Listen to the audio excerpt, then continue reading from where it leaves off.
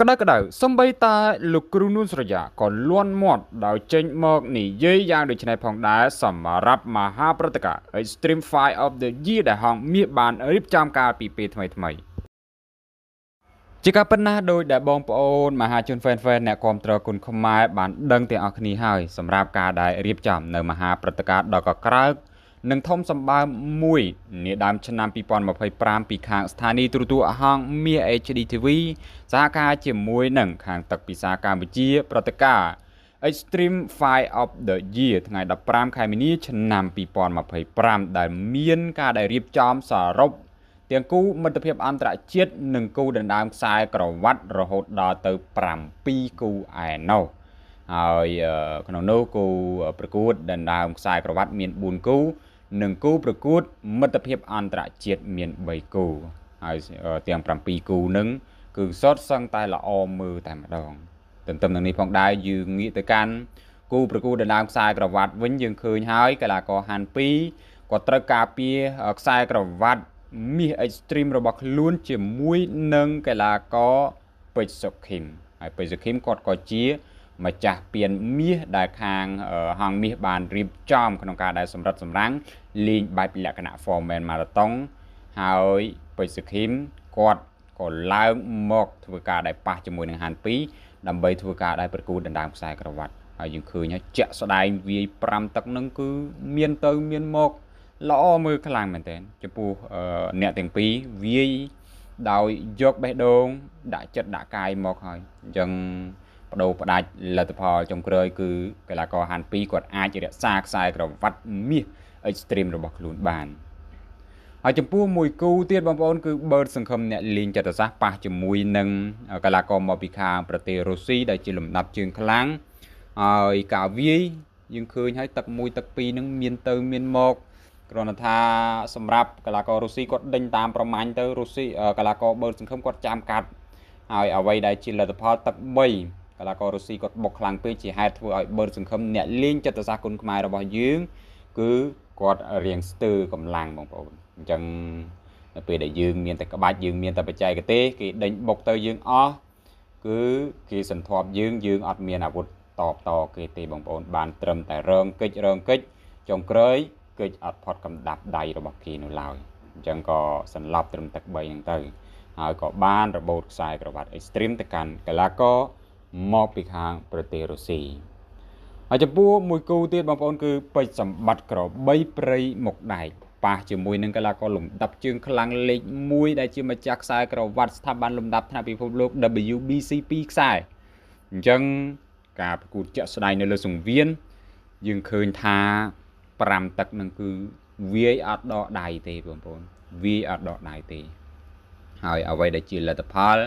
កីឡាករពេជ្រសម្បត្តិគាត់បានយកឈ្នះពិន្ទុកីឡាករមកពីខាងអូស្ត្រាលីដោយយើងមើលទៅលើការវាយជាក់ស្ដែងពេជ្រសម្បត្តិគាត់បានវាយរាប់ជើងបងប្អូនទឹកមួយហ្នឹងនៅចុងទឹកគាត់បាន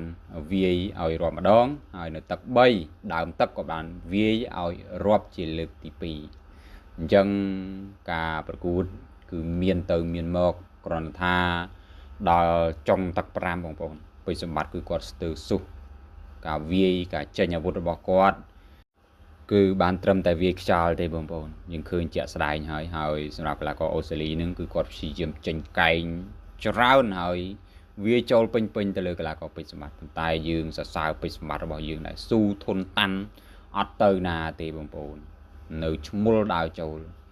ហើយពិតជាក៏ក្រៅពិតជាល្អមើលខ្លាំងមែនតើស័ក្តិសមជាគូប្រកួតដណ្ដើមខ្សែក្រវ៉ាត់ហើយចំពោះមួយគូចុងក្រោយបងប្អូនគឺកីឡាករពេជ្រសង្ហៈប៉ះជាមួយនឹងកីឡាករមហាម៉ាត់អញ្ចឹងការវាយស្វិតស្វាញល្អមើលហើយអ្នកទាំងពីរនេះយើងមិននឹកស្មានទេបងប្អូនថាពួកគាត់ល្អដល់កម្រិតហ្នឹងយើងឃើញហើយអាវុធមានទៅមានមកហើយការវាយលេងបែបលក្ខណៈកង់តូច5ទឹកពេញគឺពិតជាពិសេសខ្លាំងមែនទេសម្រាប់គូប្រកួតដណ្ដើមខ្សែក្រវ៉ាត់បកកេះដែលជាខ្សែក្រវ៉ាត់គេហៅថាកម្រិតខ្ពស់នៅក្នុងស្ថាប័ន Extreme ហើយអញ្ចឹងតើតើជាមួយនឹងកម្លាំងស៊ូតើតើជាមួយនឹងការចេញអាវុធអីតាំងពីទឹក1ដល់ទឹក5ហ្នឹងពួកគាត់ទាំងពីរពិតជាល្អខ្លាំងមែនទែនស័ក្តិសមជាកីឡាករ គេហៅថាអាជីពហើយបងប្អូនចំពោះទម្រង់នៃការវារបស់ពួកគាត់គ្រាន់តែថា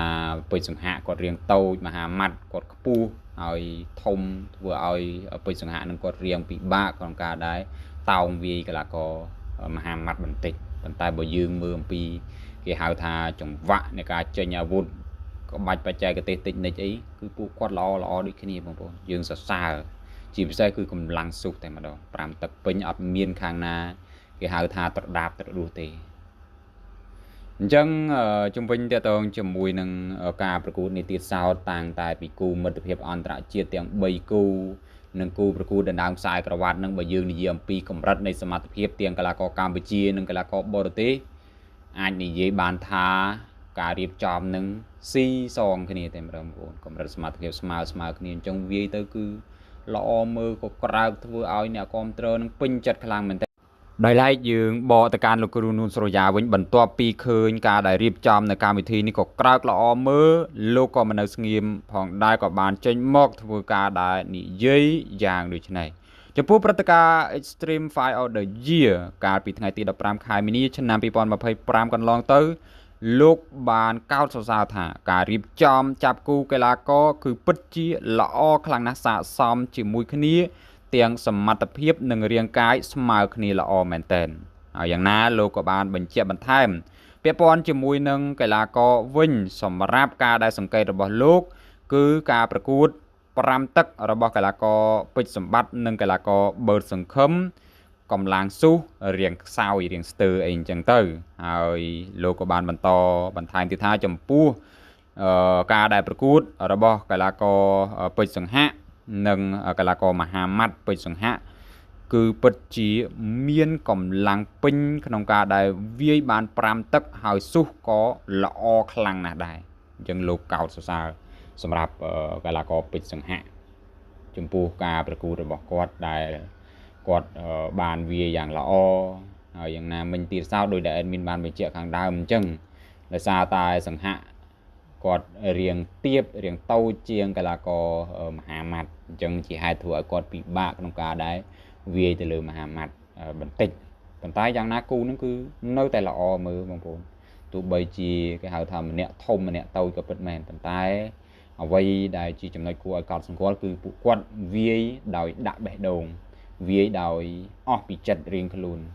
អញ្ចឹងចាញ់ឈ្នះគឺជាកីឡាដូច្នេះចំពោះ admin ក៏មានតែប៉ុណ្្នឹងហើយបងប្អូនយល់យ៉ាងណាអាចចូលរួម comment បញ្ចេញជាមតិយោបល់ជុំវិញតទៅជាមួយនឹងការដែល